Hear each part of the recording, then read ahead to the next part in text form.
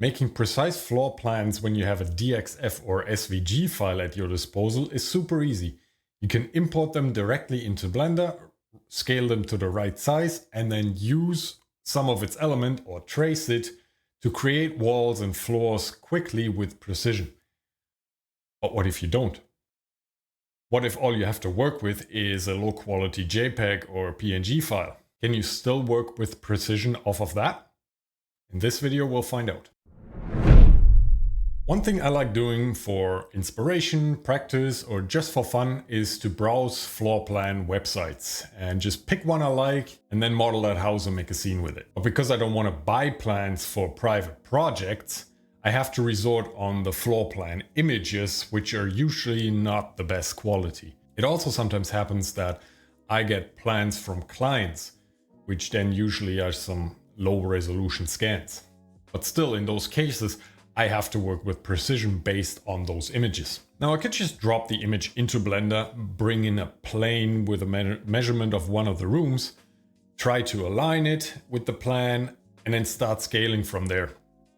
The thing is that images don't scale nicely in Blender, and usually the plans on images, they're fit and scaled to fit onto a certain image format. So they're usually a little bit out of proportion. And when you scale an image in Blender to one room and then you move on to the next one, and that is a little out of proportion, and you would have to scale again, now you're ruining the scale on the first room. Now another proven method would be to feed the image into Inkscape or an online converter to make a DXF or SVG file from it. But how well that works depends heavily on the quality of that image. So if the image quality is not good enough, the resulting vector file is usually pretty useless. And even an upscaled one doesn't always work well. So today I want to show you one more way to go about this. I have downloaded this plan from one of those websites and I want to make a precise model from it. So the first thing I do is upscale it once to make it a bit clearer. And then I'm gonna throw it at a robot like ChatGPT and have it convert all the measurements from imperial to millimeters, because that's what I'm used to work in, and because entering separated dimensions like feet and inches or even fractions with the help of the advanced mode in Blender is a bit of a pain. And come on, let's face it, the original Terminator was an Austrian. So obviously Skynet, when it takes over, is gonna work metric. And I'll also jot down some of the other specs on the side of this image, so I see that directly in Blender. Now in Blender, instead of just dropping the image into the viewport, I'm gonna hit 7 on the number key to go into top view. And I'm gonna go Shift A, image, mesh plane. And I'm going to find my house plan. And that gives me the ability to edit the image just like any other mesh with loop cuts and pulling vertices, etc. And that's exactly what I want. Now to see the plan in solid view, we have to go up to our viewport shading here and change the color to texture. And now we see what we're dealing with. So now I can tap into edit mode and make loop cuts. And I'm gonna add 4 loop cuts around the whole main room here. I'm gonna go Control R and add a loop cut. I'm gonna zoom in here. And because we have a little bit of pixel blur, I'm going to go in the middle of the shadow. So I hope through the YouTube compression, you can see that the black solid line, then there's a darker shadow and a lighter shadow. So I'm gonna put my loop cut right on the center of these two shadows. And I'm going to use GG to edge slide my loop cut, because if I press just G and move it that way, that's when I start moving the texture around. And at this moment, I don't want that. So GG and then move the loop cut to that shadow. I'm going to do the same thing on the other side. GG. Move it to that shadow. You can also see that little corner here, so that's what I'm gonna try to line up my loop cuts with. So now I'm gonna put a loop cut there. GG, line it up roughly there. And one more down here. GG, This little corner always helps a little. All right, so now I can go to my mesh edit overlays and activate the edge length. And that way I can see exactly the length of these edges. So now I can scale my plan to the right size.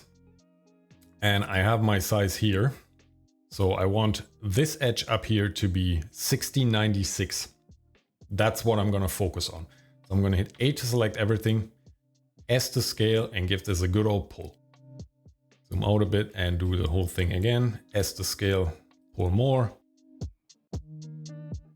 So now I'm already a little over. So S to scale and bring it back down. And then once I'm close, I'm holding down Shift to move in slower increments.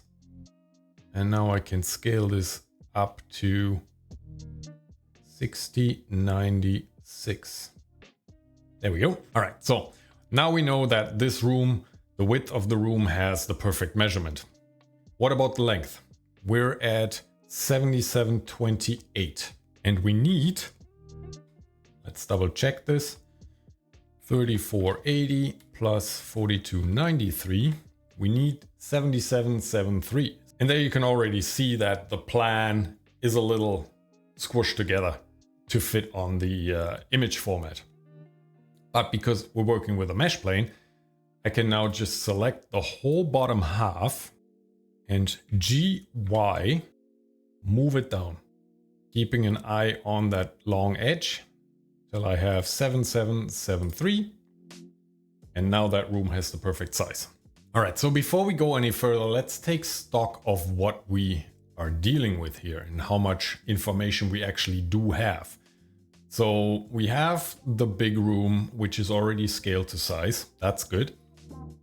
We have a measurement for the master bedroom. We have one for the walk-in closet, bedroom 2 for the office, the pantry, and the kitchen. We're missing measurements for the bathroom, both bathrooms actually, and for the laundry room. So we also do not have a measurement for this part here because the 3454 in the kitchen are the measurement from this wall to the pantry. So we'll have to go a little back and forth on the plan to get the other measurements. And while we're doing that, we'll always have to adjust the plans a little. Now, as for specifications, we have a wall height of 2772 and we get to the cathedral ceiling later. For the walls, the exterior walls, they're all 2x6 framing, while most of the interior walls should be a 2x4 framing. If we look at something like this here, it's probably a doubled up wall because there's a dryer here. There's going to be a vent through the wall. So that is something I will actually change on the whole layout. I will move the dryer over here so you can vent directly outside the wall. So that way I can keep this a 2x4 wall. Because we don't have any detail measurements on the laundry room, we have that creative freedom here. Aside from that, we'll just roll with the punches and see how far we can get here. Okay, so let's tap back into edit mode. This time I want the vertices. And I'm just gonna grab this vertex right here. Hit Shift D to copy it and P to separate the selection. I'm gonna go back into object mode and our new vertex here, I'm gonna rename it to walls. And with that, I'm gonna start building my walls now. Now I want a 2x6 wall, which is 139.7 millimeters. I'm gonna go for ease of entering the numbers with 140 millimeters. This is not 100% precise, but I mean, this is a house framing, not a detail machine part. And let's face it, if you can show me a framer that works to a decimal of a millimeter or even a millimeter, I'm going to grant you a 10-minute ride on my unicorn. Seriously. All right, so let's tab into edit mode here and E to extrude Y 140. And I'm also going to switch over to vertex snapping because I know I already have a vertex and that's where I want to go to. So I'm going to select my vertices here, EX. I'm going to hold Control over here to snap to that underlying vertex. Now this wall here, because it's a cathedral ceiling. It's gonna have some load bearing properties to it. So I'm gonna make that one a 2x6 wall too. So EX140. And they might have gone with a 2x4, but I'm going to go with a 2x6 wall for that one. So what I can do here now is go back to my plan, add another loop cut here, line it up just like we did before with GG, and then GX and snap it to our new vertex. Back to our walls. I'm also going to activate X-ray mode so we can see it a little better. Now we have a 2x6 wall here. So the next measurement we do have is the 4801 to the inside of this wall. So EX4801. And this is one of the more extreme cases where you can see that the plan for the image was a little compressed together. So we'll have to move this wall a little further along. I'm going to give this another extrusion, EX140, to have the exterior wall. And then I'm going to go back to my plan, add another loop cut like we did before. This will be a recurring theme throughout the whole process. And then GX to the first vertex. If we go into wireframe mode, we can see that we are now right there. So back to our walls. Now the wall thickness is not 100% accurate, but in this case, because there's nothing else on this side, I'm not going to bother with it. It's just going to take up time. So now we're at a point where we don't have an exact measurement to down here anymore. So we'll have to approach it from a different direction. What we do have is a measurement from here to here. Then we have the inside of the pantry. And we also have the inside of the office. So we can get all the way down here. So let's go from there. Let's take these two. EY minus 3454. And then this should be a 2x4 wall. EY 89 minus. That's a little out of proportion again, but I'm going to deal with that in a minute. EY 2845 minus. EY 89 minus. And then on the office we have 3099. EY minus 3099. And that brings us all the way down here. I'm just going to have to add EY minus 140. And now I can start adjusting the plan to my walls.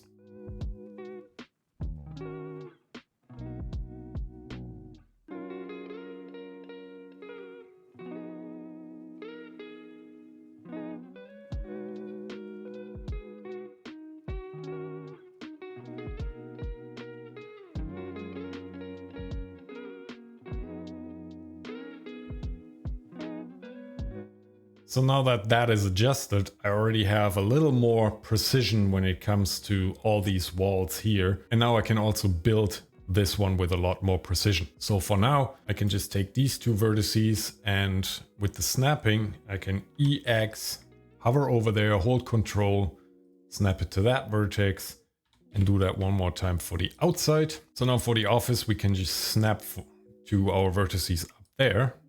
EY snap. EY snap. And then because we don't have any information here yet, I'm going to deal with the interior walls later on. For now, I'm just going to select these two and give them a big face. I can do the same thing here, although I do have a measurement for the pantry. So let's just go EX 1880. So EX 89. Like I say, I'm going to switch the design a little here. And these ones, EY, you can snap to there, EY, snap to there, and then give them a face. So I'm going to deal with this later on. I'm just going to go with the measurements that we have for the time being. So I can make another loop cut here on this wall. And I know I have an underlying vertex here, which I can snap to. And then I'm going to make one more loop cut here. And slide it so I have a 140 wall. I hold shift, I can move it a little more precise. E.g. there we go. And now I can extrude them over here where I too have a vertex, EX. and again EX 140. And now we can see that this wall is a little thin. For now I'm just gonna go down because I don't have a measurement here. I'm just gonna snap to these ones. EY snap, EY snap. Now I'm gonna go back to my plan quickly and adjust the wall thickness. It's just like on the other side, that should be a 2x6. I'm gonna go G, X, and snap to that vertex. And that way I have my wall. So now if we look at bedroom number 2, we do not have a full measurement wall to door because the 39, 37 here are from wall to closet. But we have a full measurement on the master bedroom. So that's what we're going to go with. So we have the 4699. So I'm going to go EX 4699 negative. And again, we have the wall a little out of place because the image gets compressed. So we'll have to move that along too. Before I do that, again, EX 140 minus. Again, I'm going to do a loop cut here. Line it up roughly in the middle of that shadow. And GX, bring it over. And if I look in the X-ray mode, it lines up to a good amount. So I'm okay with that. Back to our walls. And now I can extrude that up and snap it over here. So EY snap, EY snap. Snapping really is your greatest tool in this whole workflow. So for the walk-in closet, we have 2260, EY 2260. And then here again, we have a pocket door. It looks like a 2x6 wall. I'm going to turn it into a 2x4 wall because it doesn't make sense to me to have a 2x6 wall on a pocket door. EY 89. And I'm going to adjust the plans in a minute. Now I don't have a measurement here for the bathroom. So I got to come from a different direction again. So let's go back to where we started in the beginning. And I also don't have a measurement from this corner to where we started. What we do have, however, is the measurement of the porch. Now, because on the porch there is no wall, the measurement here goes to the outside of the beam, which will line up with the outside of that wall. So once we extrude to up here, we gotta go back 140 millimeters to have that wall thickness. So let's do that next. EX minus 140. And then we'll take the top ones here and go 2438, EY 2438. And I'm gonna throw a loop cut in here and GG that until I have 140 millimeters. And then again, this wall is a little thin. So I'm gonna adjust that quickly. And now I can take these two vertices and EX snap, EX snap. Now the bottom ones, I go EY 4318 minus. And I'm gonna have to make a little adjustment here, but first I can EY 89 minus and then make a face here, and that way the wall is closed now. So I gotta make a little bit of adjustment on this wall. And then again, I'm going to turn this into a 2x4 wall. I'm gonna have to make a holding edge first so I don't slide everything down, and then I can squish it a little together.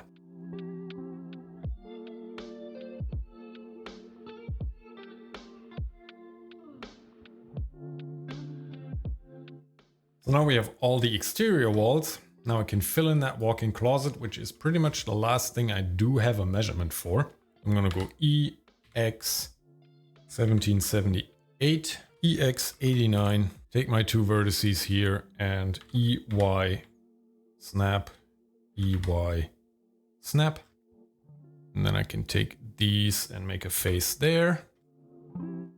These two vertices and these two vertices and give that wall a long face, and then I can fill it in with loop cuts. So Control R, and I'm just gonna snap it to the corresponding vertices here. I can make a face there.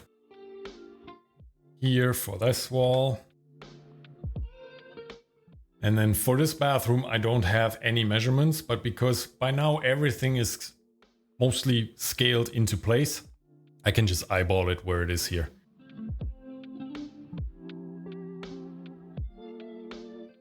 Now the walk-in closet wall is still a little out of place, but we got the perfect measurements, so I'm okay with that.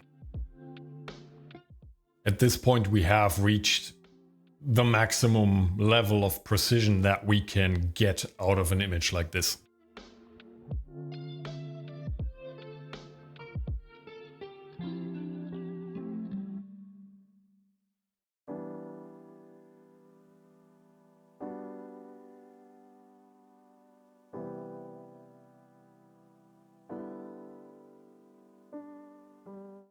Now for this corner, like I say, I'm going to change it. So I'm going to adjust the walls a little, and for the pocket door here, it's going to be the same thing.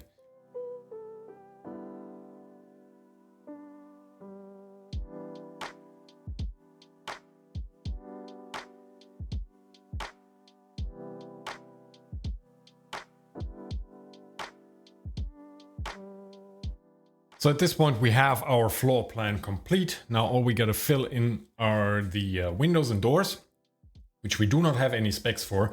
So we have a bit of a freedom. I'm just gonna block them out according to the plans here, and then we'll pull it all up, open it, get a floor and a ceiling in, and then we're done. So on this door here, I'm gonna add a loop cut. I'm gonna Control B to bevel it. The bevel tool will be very handy for this. I'm going to make it roughly like this, and I'm going to put another loop cut right in the middle. I will need that later for the cathedral ceiling. And then I'm going to put another couple loop cuts here. I'm going to make them roughly the same distance from the door. Let's go 720. Select them both, Control B to bevel. I probably should have moved it out a little, just so they have the same distance.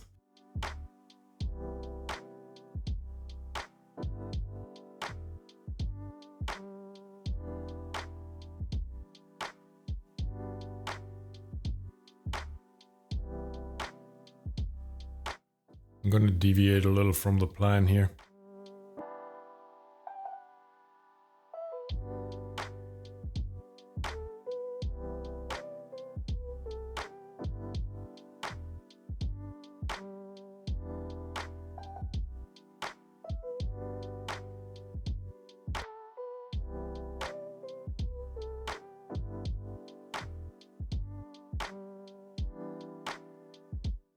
Okay, so at this point we have all the windows and all the doors in.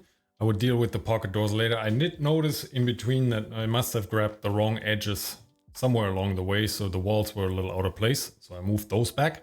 The measurements are still intact though, so I didn't mess up anything of the precision here.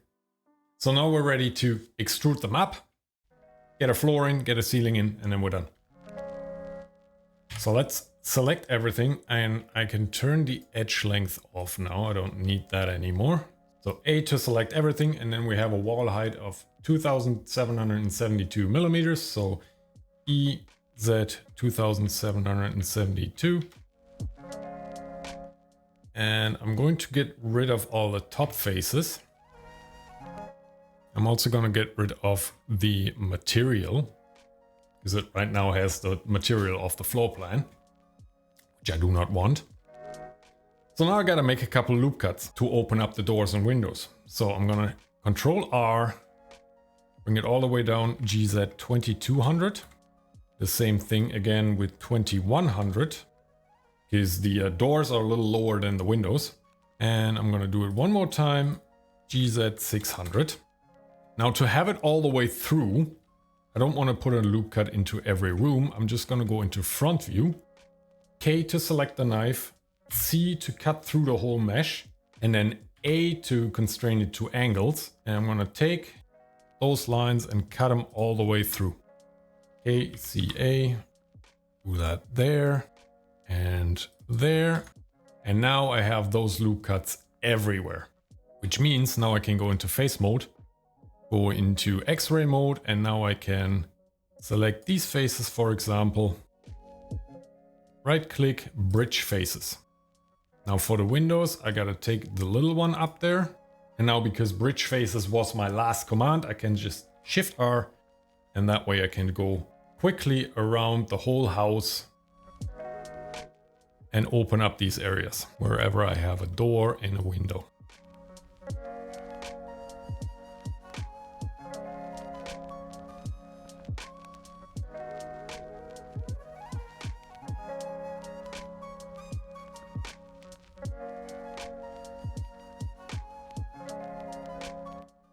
Okay, and there we have it. Now I'm gonna go into front view, vertex select, wireframe, select all the vertices on the bottom, Shift D to duplicate, P to separate the selection.